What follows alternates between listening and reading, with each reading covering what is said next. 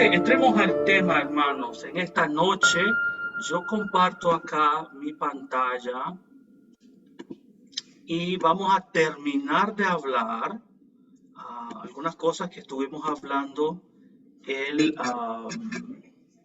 lunes pasado, que no terminamos, ¿no?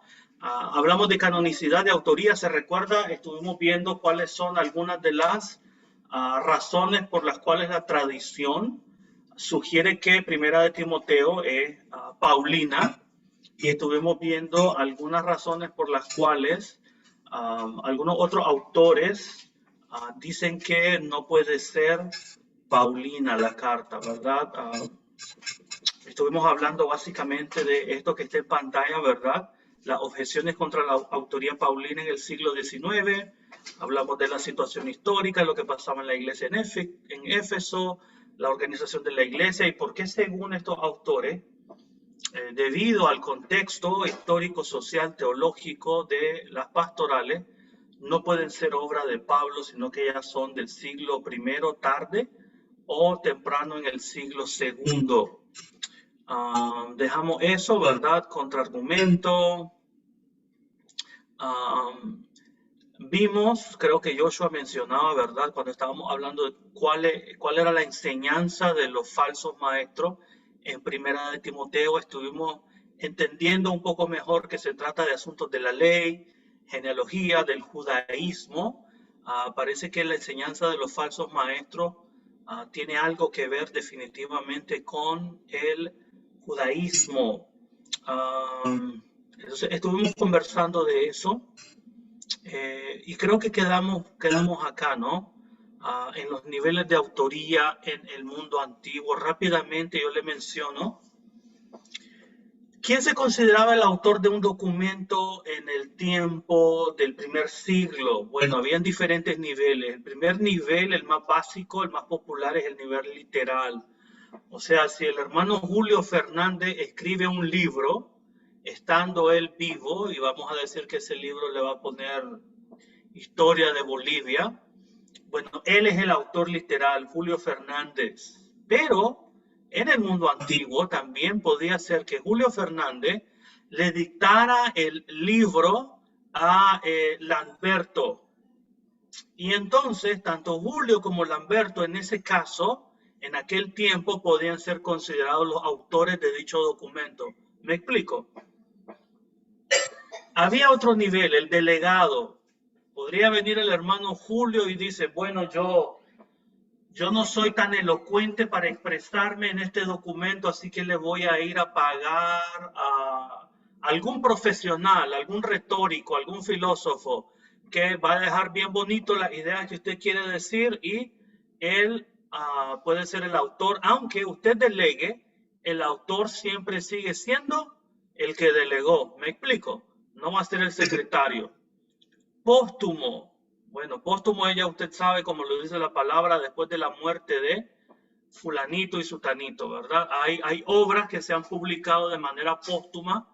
Por ejemplo, Galileo Galilei dejó varias de sus obras para que fueran publicadas después de su muerte, porque bueno, si no, le podían hacer diversas cosas en aquel tiempo, siglo XV, si no me equivoco, ¿verdad? Aprendiz, esto es cuando usted tiene algún discípulo o estudiante y él toma su enseñanza y las comienza a recopilar. Y voy a crear una especie de libro sobre la enseñanza de Julio Fernández. Pero Julio Fernández sería el autor todavía.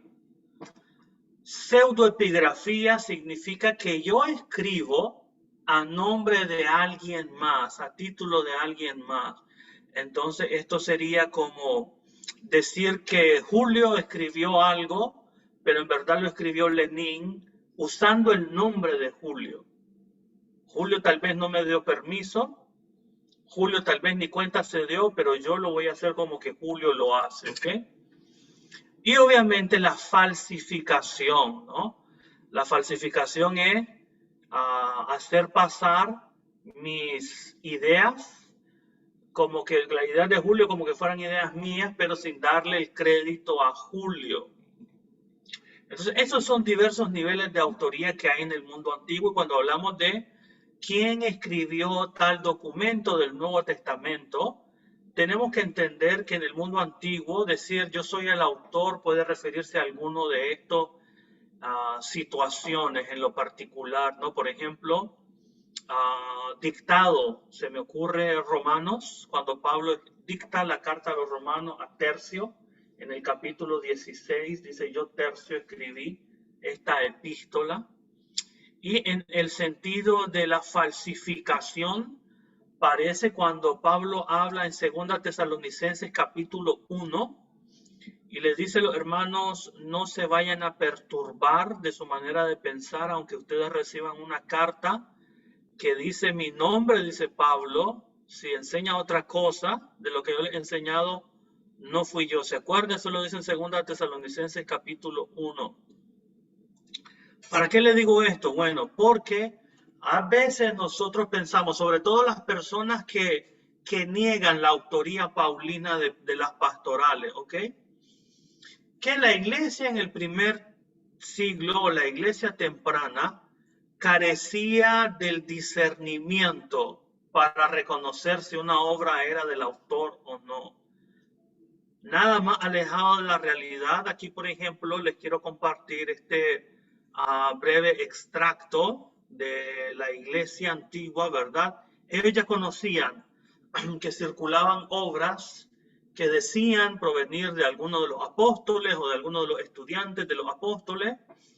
Mire lo que dice, escribe Eusebio de Cesarea en su libro Historia Eclesiástica, estamos hablando del siglo 3 después de Cristo, y él está hablando del caso de creo que era un diácono, él tenía una posición oficial en la iglesia, presbítero, Serapión, de Antioquía. Dice, en cuanto a nosotros, hermanos, recibimos a Pedro y a los demás apóstoles como a Cristo.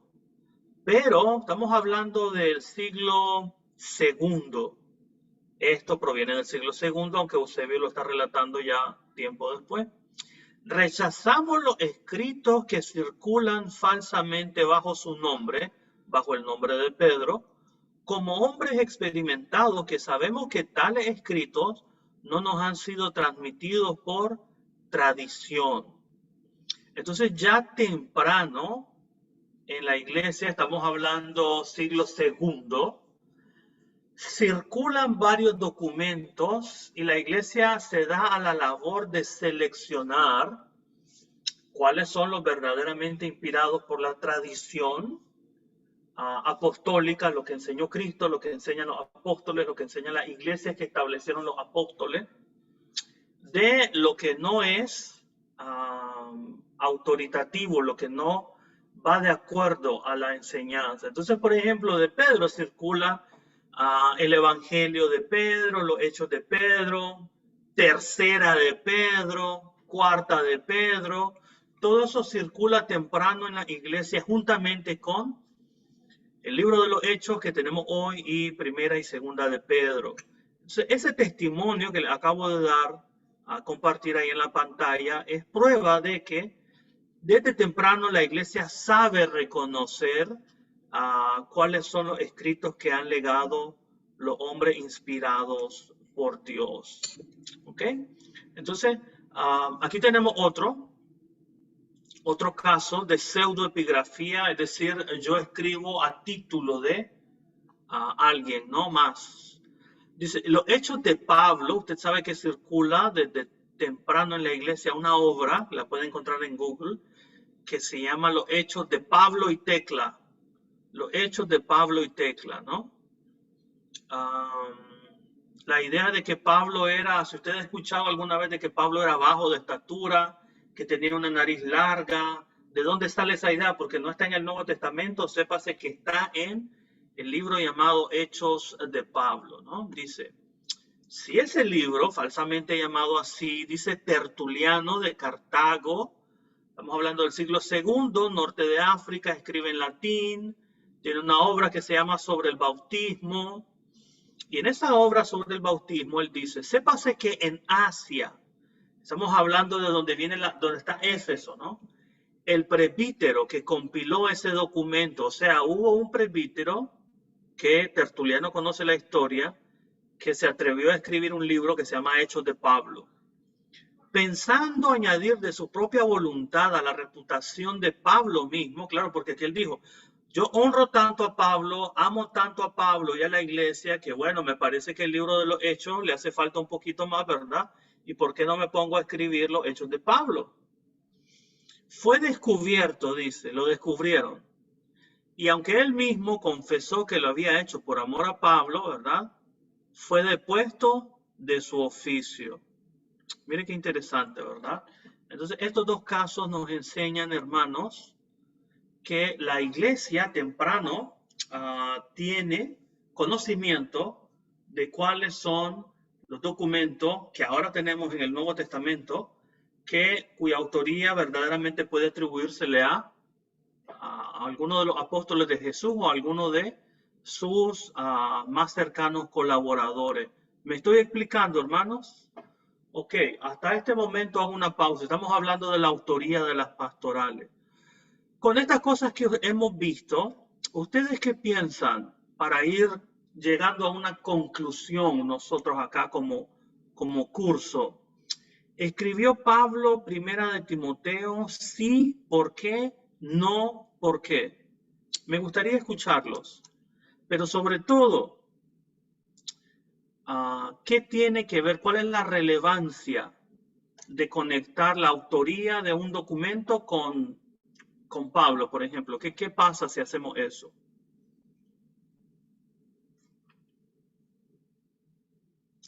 Puedes activar tu micrófono, hermano, hermana, el que quiera responder, ¿verdad? Ahí, hermano Julio, adelante, hermano, le escuchamos.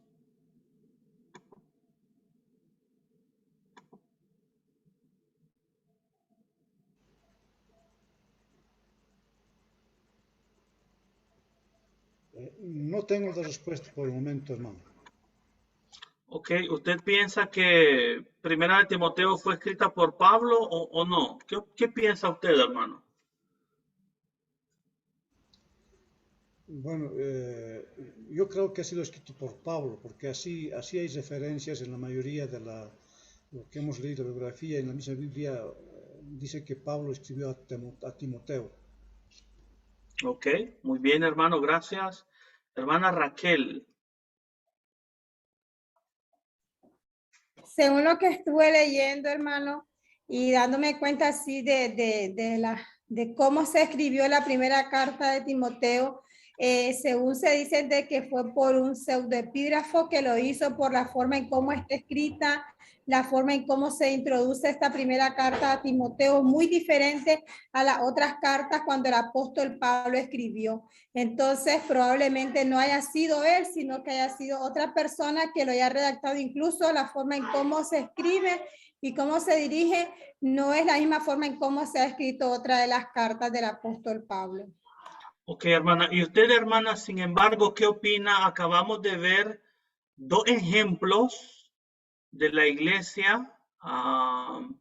¿Qué pasaba cuando un documento era descubierto como pseudoepígrafo?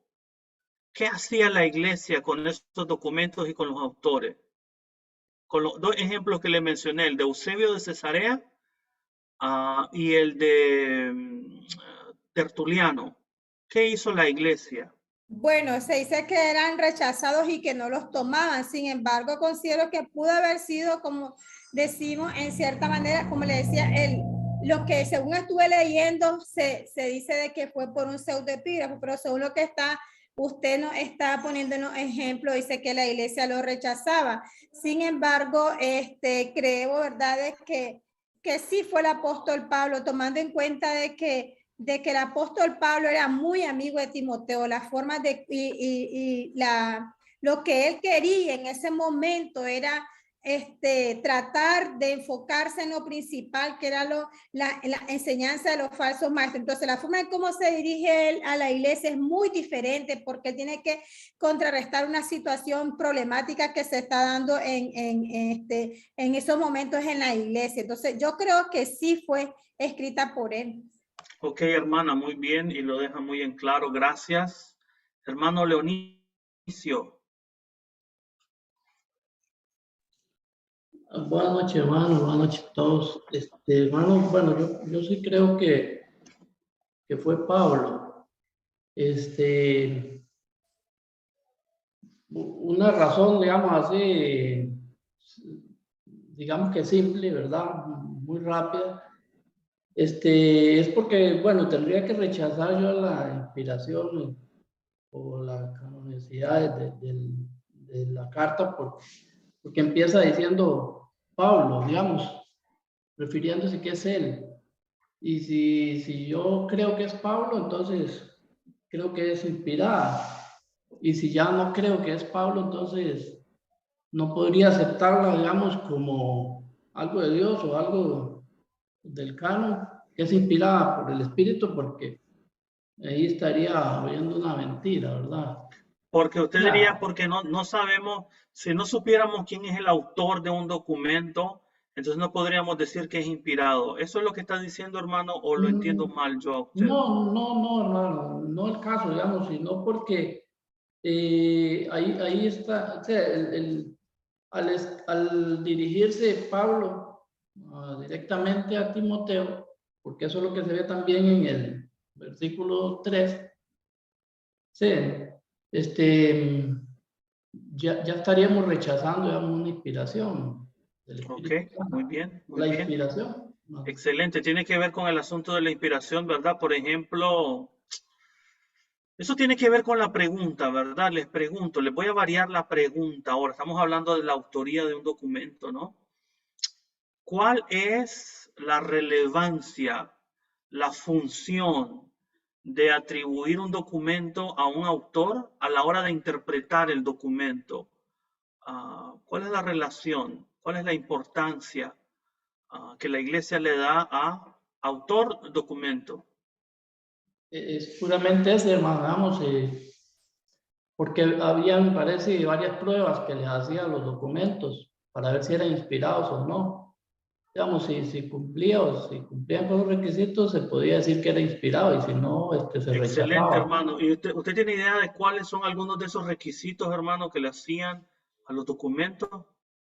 No tengo muy claro, digamos, cuántos ni cuáles eran, pero sí, digamos, por lo menos el hecho de que lo que hemos visto ahí, lo que usted nos ha estado explicando con respecto a que pudo haber sido, o sea, la diferencia que hay en el idioma o ¿verdad? En el escrito griego o no sé qué, esa parte, eh, puede haber sido otro que las, digamos, un amanuense, es decir, que alguien la escribió y él le Un dictó. secretario, ¿verdad? O algo por el Es estilo. exactamente. Muy bien, hermano, muy bien. La pregunta ahora es, ¿verdad? ¿Qué tiene que ver la autoría de un documento con la interpretación de dicho documento? ¿Influye en algo? ¿Influye sí o no?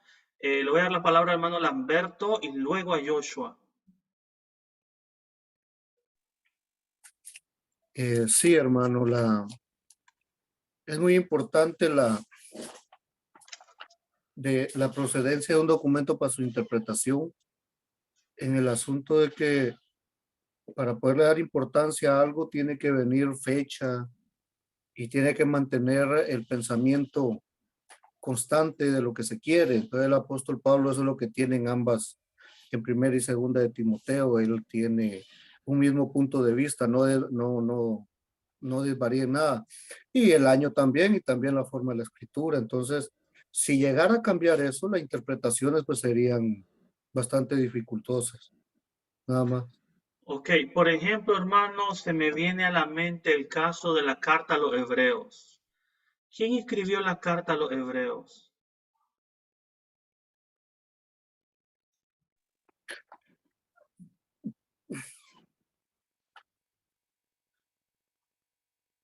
¿Quién escribió los salmos? ¿Quién escribió Jonás? ¿Quién escribió Génesis? Moisés. Bueno, hay partes donde Génesis nos dice, ¿no? La ley, el éxodo, de la muerte de Moisés, Deuteronomio, ¿no? Ya desde tiempos inmemoriales otros han tratado, por ejemplo, hay un famoso escritor judío, Filón de Alejandría. Filón de Alejandría va a decir que Moisés, inspirado, antes de morir, escribió su propia muerte, ¿verdad? Va a decir Filón de Alejandría allá un poquito antes del siglo I. Pero son solamente preguntas, hermano, ¿verdad? Por ejemplo, nosotros tenemos la carta a los hebreos, pero algo sabemos que no fue Pablo quien la escribió, ¿verdad? Sabemos que no fue Pablo. Comienza, si usted ha leído Hebreos, comienza como un sermón judío, termina como una carta. Su filosofía, su forma de pensamiento, su retórica es diferente de lo que conocemos de Pablo. Y sin embargo está en nuestro canon como autoritativa, ¿verdad? Como palabra de Dios, aunque no sepamos a ciencia cierta quién la escribió. Pero esa es una buena pregunta, hermano Lamberto, ¿verdad? La procedencia del documento tiene que ir relacionada con una etapa temprana donde se pueda conectar con por lo menos o un apóstol o algún discípulo muy cercano de uno de los apóstoles o alguien a quien el apóstol comisionó. Joshua. Bendiciones, hermano. Solamente iba a comentar conforme a la pregunta que estaba haciendo. Yo considero de que la relevancia que tiene el conocer al escritor y la carta que envió, que él ha proporcionado, creo que le da una mayor credibilidad por pertenecer a un grupo de testigos de primera mano. Claramente tenemos otros tipos de escritos, ¿verdad? Donde no estamos cerciorados de dónde provienen como hebreos, ya lo menciona usted, porque no se sabe a ciencia cierta, solo hay pequeñas conjeturas, pero creo que en los primeros concilios fueron que se encargaron para dilucidar cómo iba a estar conformado el canon, y ellos, al ser personas que estuvieron más temprano, tomaron las medidas adecuadas para corroborar la información y ver la validez de cada uno de los escritos. Ok, muy bien. Esa es una idea. La idea de que el canon fue fijado por algún concilio. ¿Ya han escuchado esa idea? Esa es una idea un poco popular, pero errónea, lastimosamente errada, ¿verdad? El canon del Nuevo Testamento nunca fue fijado por un concilio, menos el del Antiguo Testamento, ¿verdad? El primer concilio que nosotros tenemos en cuenta, concilio como una reunión de dirigentes de la iglesia para tratar un asunto. ¿Quién sabe cuál fue el primer concilio? Pregunta de escuela dominical. No es Hechos 15, ¿no? Ahí está, hermano Leonicio, excelente. Hechos 15, ¿verdad? Hechos 15.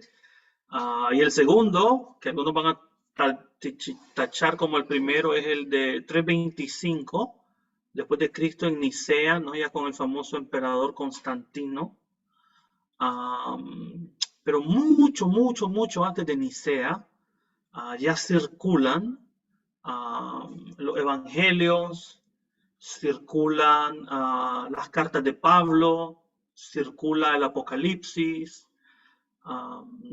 Viene a ser en el siglo II, Marción de Sinope, un anciano, un obispo en esta región de Asia Menor, lo que hoy es el norte de Turquía, cerca de las costas del Mar Negro, el que viene a despertar la conciencia de la iglesia en cuanto a los documentos que ya la iglesia posee, pero todavía no se ha fijado una especie de lista autoritativa, ¿no? Como canon, por así decirlo, ¿verdad?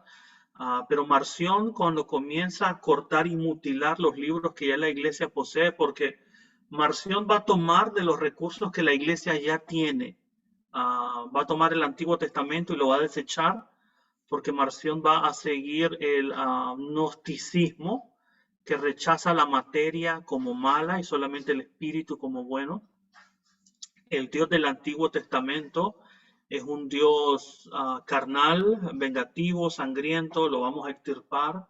Entonces, para Marción, todo lo que en el Nuevo Testamento hay que huela a judaísmo, él lo va a cortar, Por eso para Marción el Evangelio empieza en Lucas, él es el Evangelio que escoge, Lucas y Lucas capítulo 3, donde dice en el 15º año de Tiberio, apareció Jesús predicando en las aldeas de Galilea, y ahí hay un gran corte que hace Marción, desde el versículo 1 hasta el versículo creo que 15 del capítulo 3 de Lucas, ¿no?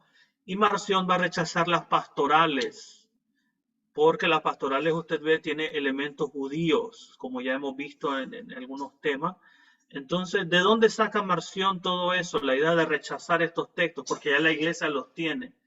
Sin embargo, circulan en la iglesia libremente con otros documentos. Por ejemplo, usted ha escuchado de los evangelios gnósticos, ¿no? Los evangelios gnósticos son, por ejemplo, el de María, el de Judas, el de Tomás, el de Felipe, el de María Magdalena, etcétera, etcétera. Si usted ha leído alguna vez aquellos famosos libros de Dan Brown, ¿verdad? El Código Da Vinci. Si usted ha visto la película siquiera con Tom Hanks, ¿verdad? Ángeles y Demonios, o el Código Da Vinci mismo, ¿verdad? Tratan de esas ideas, ¿no? Hay veces el National Geographic también, o el Discovery, presentan una serie así como que, han descubierto algo que nadie o que muy pocos sabían, ¿verdad? No, la iglesia conoce de esos documentos desde hace mucho tiempo y ya saben que son documentos que no se parecen en su enseñanza y en su estructura a lo que hay en el Nuevo Testamento. Entonces circulan juntos todos estos documentos. Ahí van las pastorales, los evangelios, van los hechos de Pablo y Tecla, va tercera a los Corintios, cuarta a los Corintios, van estos evangelios falsos, ¿verdad? Van circulando hasta que la iglesia va trazando sus criterios de autoría. Por ejemplo, algunos de esos criterios, hermano Dionisio, que yo te preguntaba, uno de ellos va a ser la famosa apostolicidad, ¿no? La regla de fe. Si lo que el documento enseña, recuerden que primero la palabra y la fe de las iglesias provenía de la tradición oral, ¿ok? Por muchas décadas la iglesia no tuvo un Nuevo Testamento, mucho antes de que el primer evangelio fuera escrito, el de Marcos, a finales de la década de los 60 probablemente. ¿Cómo aprendía la iglesia? Bueno, la transmisión oral, ¿verdad? Las enseñanzas. Y uno de los criterios que se formó temprano fue el de la apostolicidad. Si la enseñanza de dicho documento se corresponde a lo que enseñó Pedro, lo que enseñó Pablo, a lo que enseñaron los apóstoles, entonces este documento va a ser aceptado como autoritativo para la enseñanza de la iglesia. Después las iglesias empezaron a compartirse, que la de Colosa compartió la carta que Pablo les envió a ellos con la de Corinto, los de Corinto comenzaron a compartir sus cartas con otras iglesias, Roma igual, y comenzaron a compilarse estos documentos hasta que el primero que menciona la lista como la tenemos hoy, de los 27 libros del Nuevo Testamento, en el orden que los tenemos, viene a ser el famoso Atanasio de Alejandría en el año 367 después de Cristo. Él, como uno de los principales obispos del cristianismo en el imperio, ahora recuerda que el cristianismo viene a ser una religión no solamente lícita, pero prácticamente oficial después de Constantino. Era Atanasio el que en ese tiempo se encargaba le decían a las iglesias en qué fecha iba a caer la Pascua, ¿no? Y se mandaban cartas. En tal fecha, de tal mes de marzo o de abril va a caer la Pascua para que se observe en las iglesias. Entonces, en una de esas cartas que él envía para dar a las iglesias la fecha de la Pascua del año 367, le escribe: esta es la lista de libros que las iglesias reconocen como autoritativos. Pero eso es, Joshua, lo que sucedió. No hubo un concilio que se reuniera y dijera: a ver, vamos a ver cuáles son los libros. No. Siglos antes ya circulaba en la iglesia la práctica de coleccionar, recopilar, guardar, copiar, transmitir y compartir los documentos que seguían los criterios que la iglesia estimaban, ¿no? La apostolicidad, el haber sido escrito por un apóstol o un discípulo del apóstol o alguien muy cercano del apóstol, Y yo creo que uno de ellos también tuvo que haber sido escrito antes de la muerte del último de los apóstoles, ¿verdad? Para salvaguardar la tradición. Entonces todo esto junto viene nada más lo que hacen los concilios, va a ser a ratificar lo que es la práctica de las iglesias. Entonces eso es para hablar de la autoría. Aquí en el curso, y le voy a dar la palabra al hermano Leonicio, aquí en el curso, hermano, las pastorales son paulinas, ¿ok? Nosotros vamos a considerar las pastorales como obra del apóstol Pablo, tanto en su autoría histórica como en su autoría teológica, porque primera, segunda de Timoteo y Tito, al provenir del mismo autor, van a tener una unidad teológica, una unidad de enseñanza. Y en ese sentido, la hemos recibido como obra de Pablo y las vamos a continuar manteniendo, por lo menos en este curso, ¿verdad? Como obra del apóstol Pablo. Ok, hermano Leonicio, te veo la mano levantada. No sé si tienes alguna pregunta o comentario, hermano, pero te doy la palabra. Hermano, no, rápidamente, nada más como para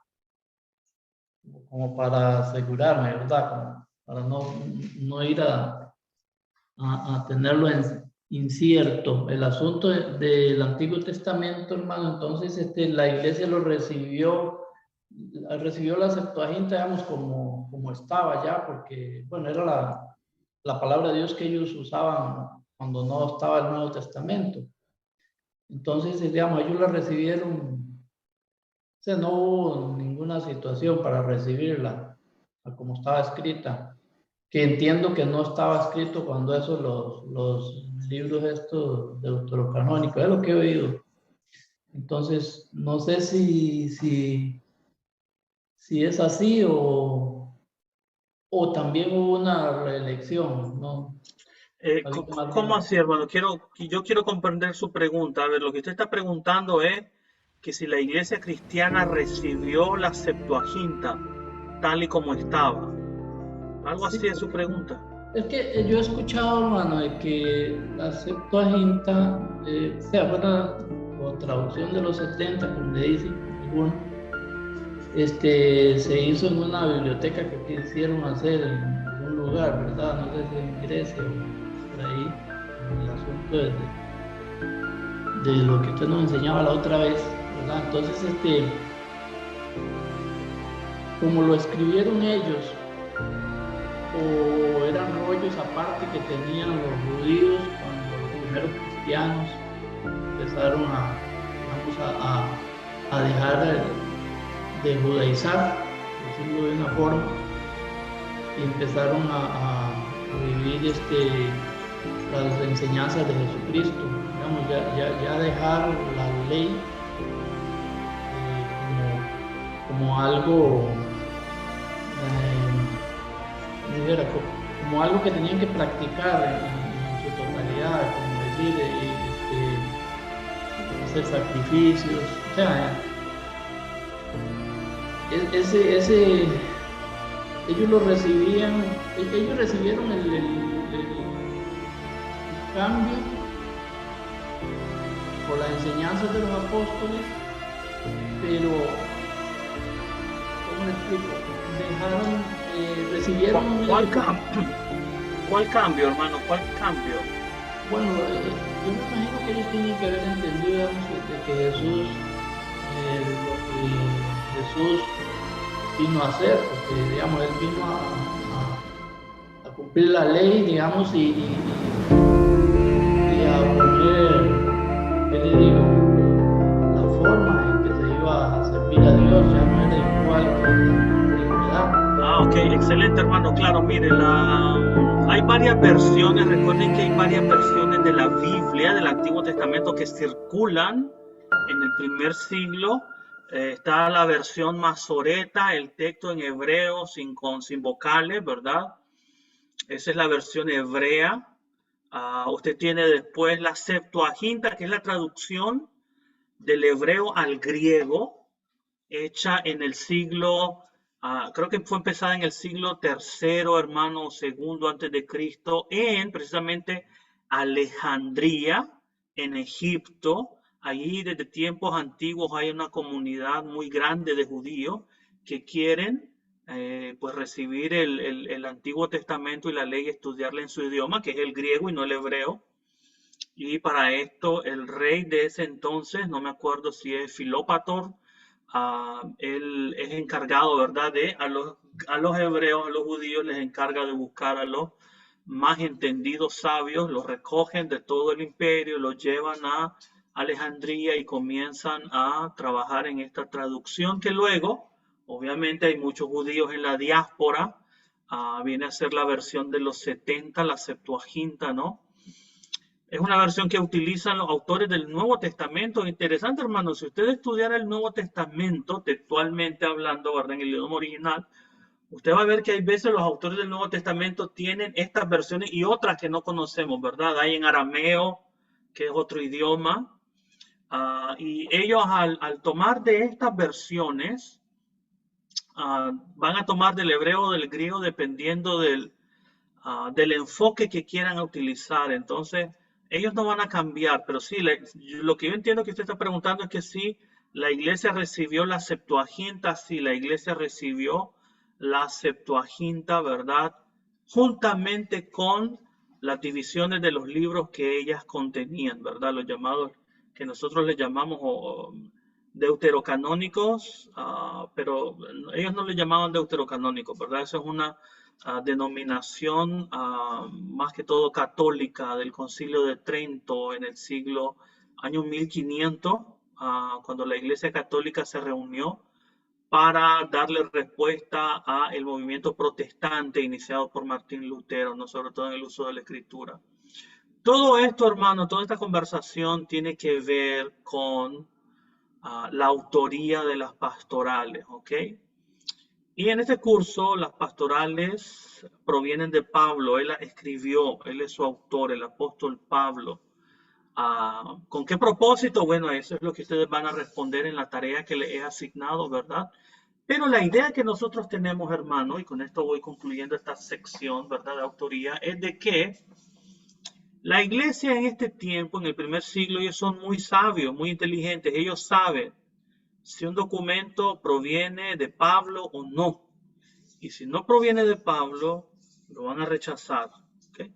Y si las pastorales, la iglesia desde temprano las ha adoptado como paulinas, yo no veo ninguna razón para rechazarlas. Ustedes van a leer, yo no les voy a decir cuál de los dos autores que están leyendo, pero hay uno de los dos autores, ¿verdad? Ofío el Satame, que a la hora de lidiar con la interpretación del capítulo 2, versos 9 al 15, van a rechazar la autoría paulina de Primera de Timoteo. Y usted la próxima semana me va a decir cuál de los dos es, ¿verdad? Yo no lo voy a decir, porque esa es parte de su tarea, ¿verdad? Pero quiero que sepa que, sin embargo, otras cosas que ellos dicen, pues son muy importantes y aunque no estemos de acuerdo con ellos, hay que leer lo que dicen, ¿ok? Muy bien, hermanos, nos quedan 9 minutos. Vamos a terminar esta diapositiva.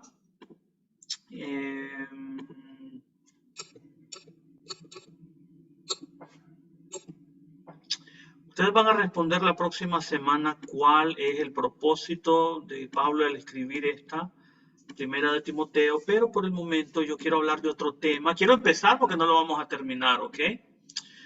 Vamos a hablar acerca de un tema muy importante y va a ser cuando Pablo escribe muchas de sus cartas en el Nuevo Testamento, él tiene un marco de referencia en el cual situar la existencia de las iglesias, en el cual situar la existencia de su ministerio.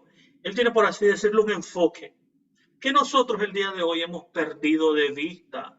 Y ese enfoque viene a ser un marco que le viene a dar sentido, le viene a dar dirección a Pablo, a su ministerio. Estoy hablando de la escatología, ¿no? La escatología de Pablo que se ve en las pastorales, sobre todo en Primera y Segunda de Timoteo. Cuando hablamos de escatología, hermanos, ¿de qué estamos hablando? estamos hablando del estudio de las últimas cosas, ¿no?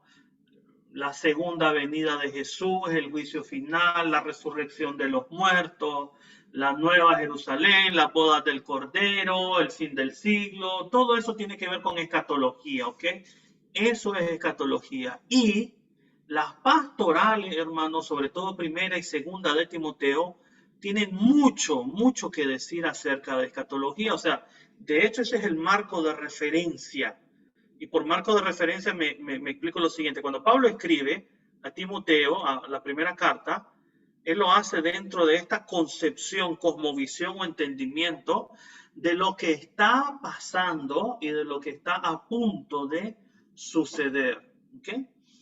En cuanto a la escatología paulina, propiamente dicha, ¿verdad? Porque una es la escatología de Pablo, otra es la escatología de Pedro, otra es la escatología de Mateo, otra es la escatología de Lucas, otra es la escatología de Apocalipsis. En cuanto a la escatología de Pablo, en particular, hay dos enfoques, dos corrientes que tenemos que seguir, ¿ok? Porque Pablo es judío, es fariseo de fariseos, él hereda del judaísmo un enfoque escatológico particular, pero hay un problema muy grande. Y ese problema viene a ser planteado por la resurrección de Jesús. La resurrección de Jesús, hermano, es, como dicen los americanos, un game changer. Algo que viene a cambiar el juego por completo, ¿ok? Algo que nadie se esperaba, algo que no se venía a venir, pero sucedió. Y ahora que sucedió, ¿cómo lo explicamos? Tenemos las escrituras, pero, a ver, vamos a ser sinceros. Yo siempre le hago esta pregunta a los hermanos, ¿ok? En la iglesia, ¿verdad? Porque muchas veces hemos repetido solamente lo que hemos oído y no pensamos la fe, no reflexionamos en la fe. ¿Qué texto del Antiguo Testamento te dice estricta, tajantemente, que va a venir el Mesías, el Cristo, y que va a resucitar? ¿Cuál?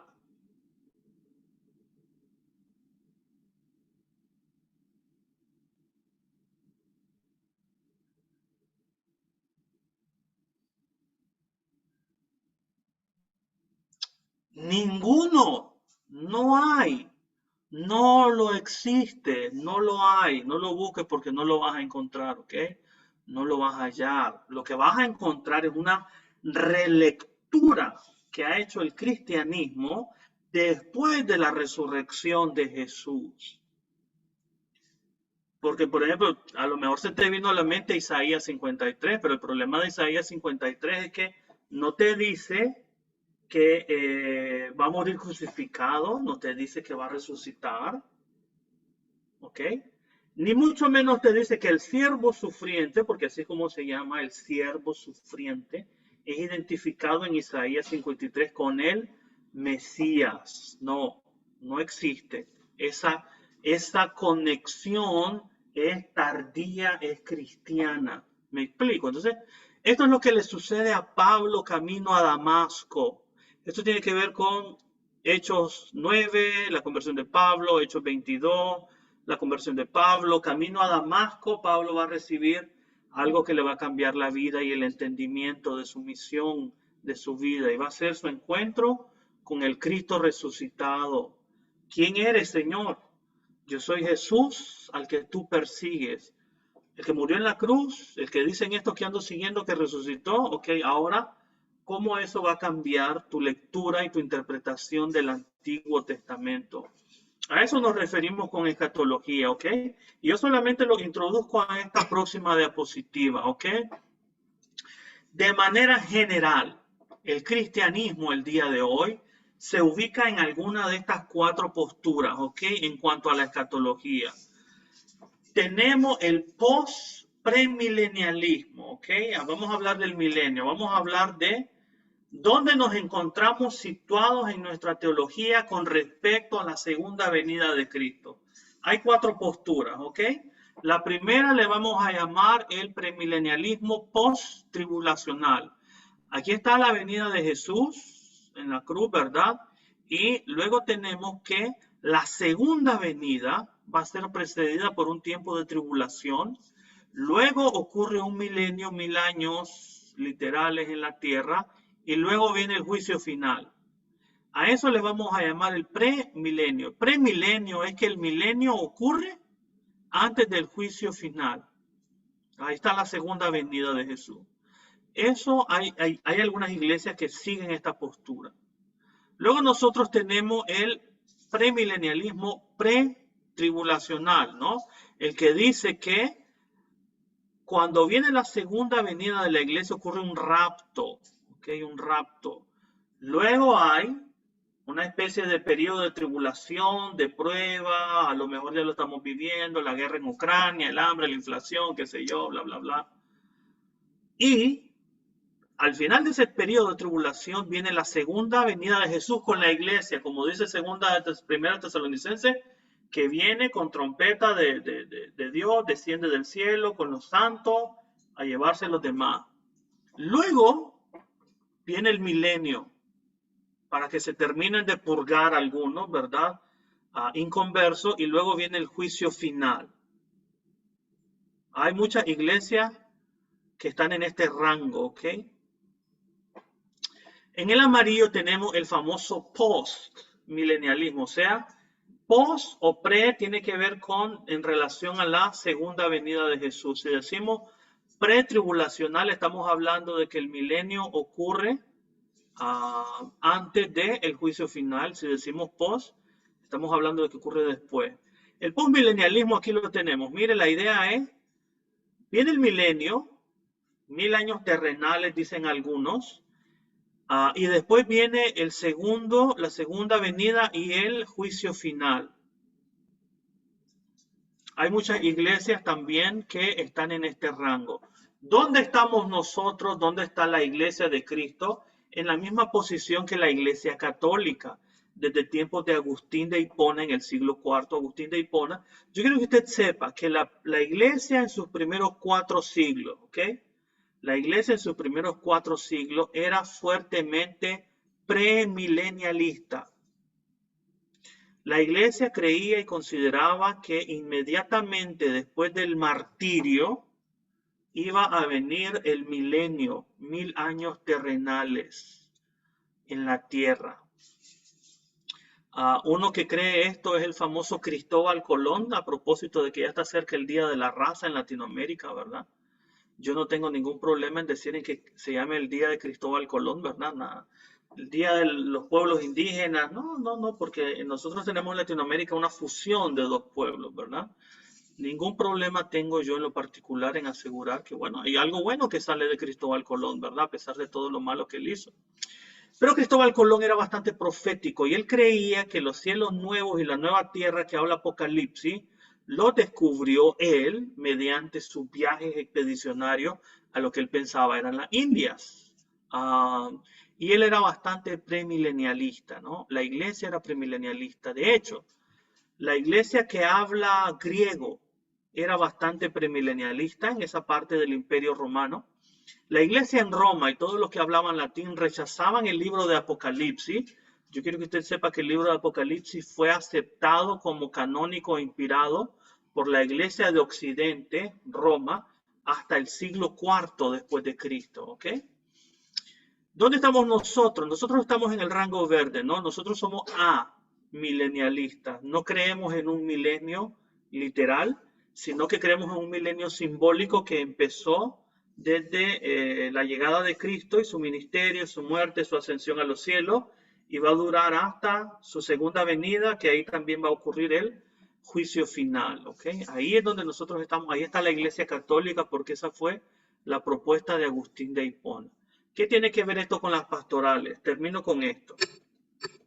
Para Pablo, que es judío, cuando usted lee Gálatas, capítulo 1, y dice que Jesús ha aparecido para librarnos del presente siglo malo. Esa frase en griego, siglo, mundo, era, significa en la escatología o entendimiento de las últimas cosas de los judíos lo siguiente, ¿ok? Esta línea representa el tiempo, ¿ok? Y hay algo que separa la era presente, que es mala, con las enfermedades, la muerte, el pecado, ¿ok? Y la era bendecida que va a venir, ¿ok? Cuando usted lee, por ejemplo, Isaías 11, se va a dar cuenta que el Mesías, su aparición va a inaugurar esta nueva era. Pero para los judíos iba a haber una gran separación. Una vez que llegara este punto verde con el Mesías y su ministerio, iba a haber una restauración, una resurrección y una nueva creación. Dios interviene directamente en su creación. ¿Ok? Eso es lo que pensaban los judíos en su esquema. Por ejemplo, a las hermanas de Lázaro, cuando Lázaro muere en Juan 11, verso 24, y le pregunta a Jesús, tu hermano vivirá. ¿Qué le dice Marta o María? No recuerdo cuál de las dos es. Yo sé que mi hermano va a resucitar en el día final. Porque la idea que tienen los judíos que creen en la resurrección es que en el día final, cuando llegue este punto verde, en la historia del mundo, Dios va a resucitar a todos. Todos por igual van a resucitar. Como dice Daniel 12. Unos para vergüenza y otros para vida eterna. ¿Ok? Pero la idea de que antes de que Dios haga esto, va a resucitar uno, esa idea no existe en el Antiguo Testamento, no está presente ahí, no es concebible para los judíos. ¿Me estoy explicando, hermano? Este es el esquema que tienen cuando Pablo va camino a Damasco a perseguir a los cristianos. Esto es lo que Pablo lleva en mente. Pero ¿qué pasa? Pablo es enfrentado por Jesús de Nazaret resucitado. ¿Y cuál es el problema? El problema es que si este Jesús es verdaderamente el Mesías y el Hijo de Dios, y lo es por su resurrección, el problema es que todavía hay mal en el mundo presente, ¿correcto? Hay muerte, hay pecado, hay enfermedad. Entonces, ¿qué es lo que sucede? Hay un cambio de esquema para Pablo en su entendimiento de estas últimas cosas. Y algunos autores, a la hora de explicar este cambio de esquema de Pablo, lo ponen con las palabras aquí en inglés. Now and not yet. Todavía, pero todavía no. En la persona de Jesús, esto que está acá ha empezado, ha iniciado, pero no ha llegado a su clímax, no ha llegado a su culminación. Ya ha empezado, como dice Jesús en Mateo 11, en Mateo 12, perdón, el reino de Dios ya ha llegado por medio de sus milagros, expulsión de demonios, sanidades, su predicación. Ya el reino ha empezado. El Espíritu Santo desciende en forma corporal en Jesús, en el bautismo, dando a entender que Él es el Mesías, Él es el que inicia la era mesiánica. Sin embargo, no está todavía completa. Va a estar completa totalmente la muerte vencida, el pecado vencido, hasta su segunda venida. Y ahí empieza esta restauración, resurrección y nueva creación. ¿Me explico, hermano? Entonces, yo quiero, con eso lo que yo les quiero explicar es que el ministerio de Pablo, de Timoteo y su misión a Éfeso tienen un carácter urgente y todo cambia en la vida de la iglesia con este marco de referencia que Pablo tiene. Por eso hay una urgencia de enviar a Timoteo a Éfeso para corregir a los falsos maestros.